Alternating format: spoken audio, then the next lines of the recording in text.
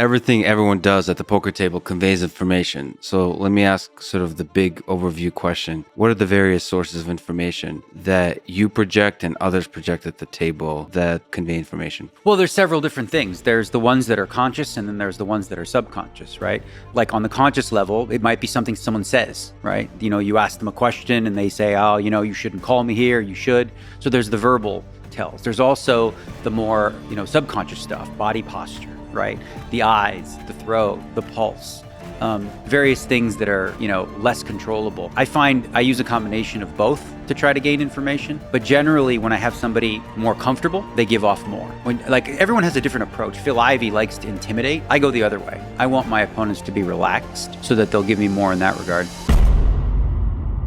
Daniel Negreanu is a true wizard at the poker table, casting spells on his opponents with unreal reads and next-level strategy. Today, we're going to be breaking down some of his most jaw-dropping hands that will have you wondering if he's playing poker or practicing magic. Starting with the first hand, we have a hand between Daniel and this Sith Lord from Latvia. In this hand, Daniel talks the ear off of everyone at the table and uses his aura at the table to his advantage. Here, take it. Take whatever you want. I just don't fold. It's so boring to fold, so I decided no more folding. You never know what you might hit. I don't know what I have yet. We'll see. And I'll tell you what I have after the flop. What you have, Daniel, is top pair. Check to that guy. He's one to raise. What are you looking at me for? I'm not going to bet. Come on, this flop, that texture. Psh. How many spades are there? 3? Ooh, scare card. Scare card. Yes, 3 spades, and we're three-handed here. Really not supposed to be talking. I'm gonna take a stab. Nope. I'm gonna bet. I'm gonna take a stab. That's not. Yeah. See what that does. 82. Lots of fun stuff happening on that board. Give you one of these. Cool. My dad used to do this to me when I was younger. He gave me the nose when he'd stare at him. You can't see it, but we're totally doing it. Tarhanovs does have draws to go with his jacks. You're the guy who checked queens before in the 10-high flop, so now I'm scared. River bricks out for Tarhanovs. Daniel should absolutely be betting this board. He does, 9,600. 96? Yep. Safe river, safe bet. Tarhanovs still only looking at one overcard to his jacks. Now it's the Sith Lord versus Jar Jar Binks the King. You have like jacks or queens or something like that? Is that what you have with a spade? Is that what you have? Jacks or queens with a spade? Oh, I got it! He smiled, that's what he's got. I'm smiling because you are talking. Oh, I love to talk. I don't shut up. You haven't been paying attention the last 4 hours? Story checks out. When have you seen me shut up? I just keep blah, blah, blah, blah, blah. Diarrhea of the mouth. Can't help myself. Story still checking out. What do you have? What do I have? I would tell you, except you're not allowed. It's an EPT rule. I would tell you exactly what I have, but I can't. Call. Because you're Negreanu. I have a king. No. Okay. Works. So Daniel wins the last hand of the level. This is fun. I love having fun playing poker. I have more fun when I don't shut up, either. I'm sorry if it's too much, but I can't help it. Up next, we have a hand where Daniel absolutely owns an amateur player and even gets free information out of him. 1,400. Do you have a king? I may have. Do you? Just tell me. It's fine. You have a king? No? Okay, I called in. Oh my lord, not only was that free information, but Daniel didn't even have to work for it. 7 of spades on the turn. Daniel checks. He doesn't have a king. You're an honest man. I like that. So does Given. 6 on the river. You got a 5? Do I have a 5? A 3-4? 3-4. I'm going to bet you $1,200. Daniel bets. It's a weird bet, I know. It's a Phil Hellmuthian-like bet, right? It's a Hellmuthian bet. I played that bad. I'm just breaking the ice. I think he might have 3-4 though. Even though he gave away free information, at least he made the right fold. The same can't be said for Daniel's next opponent, however, as Daniel hits 2 pair on the turn and gets max value. Negreanu 2 pair. This is such a dirty card. I mean, who can really put someone on Jack 4? David will never see this coming. Williams bets 27,000. I'm all in. That's one way to do it. Daniel is all in. How much is it? 50, 74, 79, 80. Call? Once or twice? Okay, we want to see hands first or no? Well, I don't care. I'll do twice either way. I'll do twice. All right, twice So as that's nice. 4. It didn't hit him, and it did 2 times. Do you feel a chop? I just want to win the first one. That's all, yeah. That's not greedy. I'm not greedy. The first river card is a jack. Oh, that's it. That's a good one for me. Daniel has won half the pot. The second river is a 7. Buckle up for this next hand, as we have a classic hand between Daniel Negreanu and Rage Monster Phil Hellmuth. You might have jacks, so I just call. Jacks? Jacks. Tens? Claiming tens? Is I that what check. you're claiming? I check. That's I'll bet all I can tell 10,000. you. I Phil check. Hellmuth calls. I bet 10,000. I already said it. And Promise. Daniel said he bet 10,000 before the flop came down. Wow. Phil checked. Daniel said I bet 10,000, and he put the 10,000 in, and he's flopped top 2 pair. Jeez. Boy, that's pretty sweet. And Phil's got aces. This could set Phil off. And Phil cannot get away from his aces. I check. So the Negreanu already bet 10 grand, and Hellmuth calls. Turn calls a deuce of clubs. Phil is checked. And Negreanu bets 25 grand. 25, though. And I think Daniel has a pretty good feel of where Phil is at in this hand, and Phil has no idea where Daniel's at. 25? Why so much, Daniel?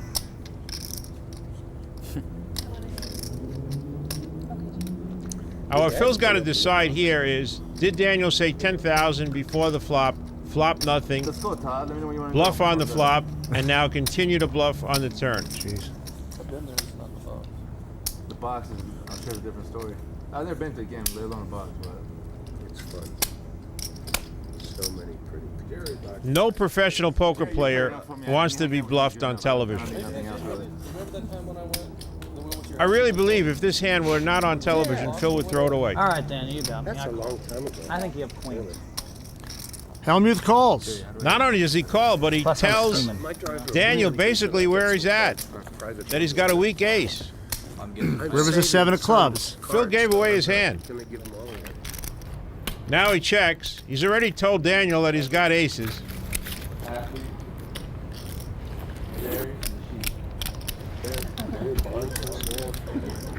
No, stop at 10.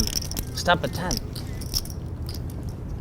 Daniel is just about as comfortable as he can be. Yeah. Just figuring out what the right amount to bet here is. What would Phil possibly call? 40. And Negreanu feels the right amount's $40,000. Now the pot's over 125 grand. Phil did not want to see that.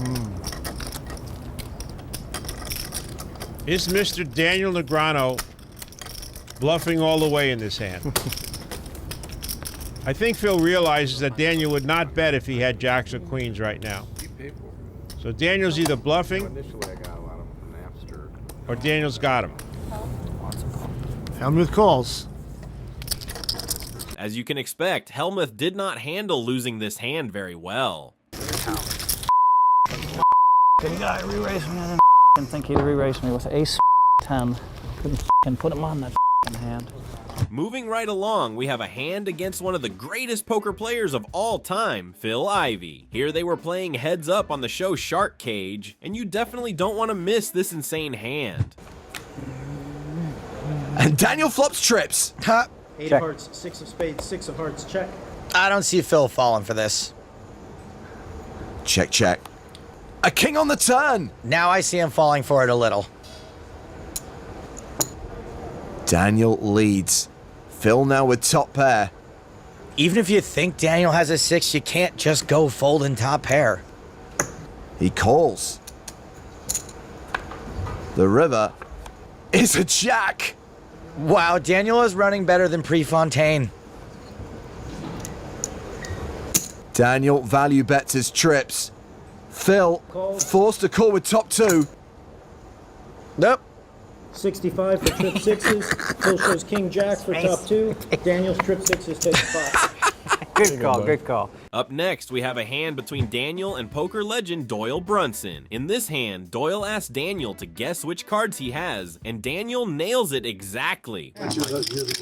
Another big pocket pair for Doyle. Gonna try another slow play. Jack deuce Trey, 2 diamonds. Masseri checks. Negreanu bets 3,200.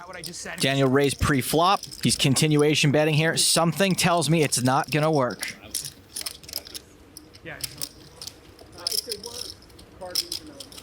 Doyle looks like he's thinking about a raise. Try to get some value. Doyle with a re-raise to 15-2. It's tough to get value out of a re-raise that big. Abe may have liked his 8s before. Probably not so much now. Gets rid of him. And Daniel folds. What do we got? Tell him how smart you are. I have no idea. No, what you tell have. him. I really don't know. Kings? Yeah, man, how you gonna beat this guy? He knows what you got all the time. What a great way to impress one of poker's all-time greats. Rest in peace. Let's now take a look at this next hand, which also takes place on the big game, where Daniel plays Tony G like a fiddle. So Daniel's managed to eliminate 3 of the players. I have no idea what you have, just for the record. 7-8 Jack is what we have on the flop. Daniel has the best hand with king high, but Tony has flopped the best draws. Daniel does also have a gut shot draw. Daniel checks. Tony checks. Daniel makes his straight on the turn. Daniel checks. Tony bets 25K. Daniel lets Tony do the betting for him. This is a frustration bet from Tony, but he still has 2 monster draws, so this is also a semi-bluff. Daniel could already be beat by queen 10, but he does have the second nuts, so it'll be hard for him to fold. He does not fold. He calls. The river card. Jack of diamonds as the board pairs. Check by Negreanu. Check by Tony. I got a straight. Unbelievable. I mean, why can't I hit one time? It's like, I can't hit one hand.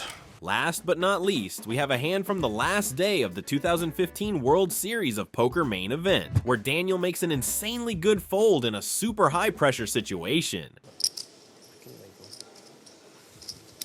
The stare.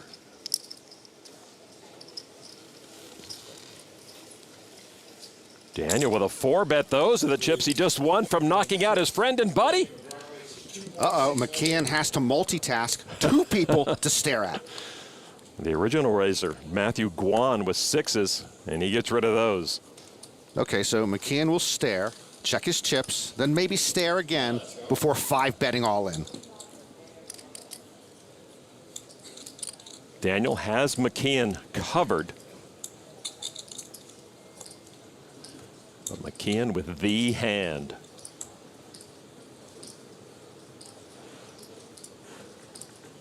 I'm all in. We raise all in. How much? Shade under 10. They call me Cole 4, you know, because I'm Mr. 4-bet guy. Oh, and you move in, huh? I think most people would have already given you your money, but I'm probably not, because I think you have a very, very, very, very, very, very, very, very, very good hand. Like the best possible hand. Daniel's so good. I don't know how he ever loses. For real. Because he doesn't listen to what he says. What would Helmuth do? I already know. Question is, what do I do? Probably the same thing as him, I think. Got aces.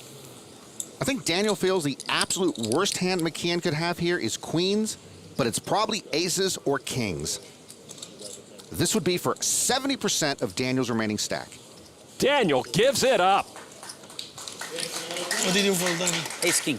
Folding ace king may not seem like a huge deal, but in the last day of tournament where players are pretty much going all in with any ace holdings, this was an absolutely incredible fold by Kid Poker. That's all for today. Leave a like if you enjoyed, and don't forget to subscribe for more poker content.